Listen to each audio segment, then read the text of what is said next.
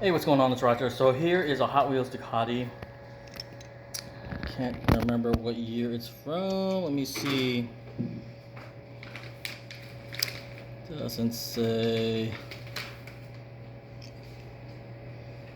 Anyways, this is a Ducati 1199. I think it's from 2010.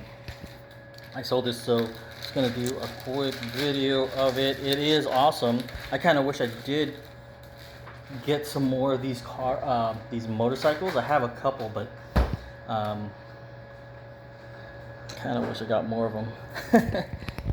Really cool. Actually, when I look at it, how cool it is, and like I said, it's just kind of in my collection, and since I'm focusing on other things, just had to sell it. But yep, here's a red Ducati, all there.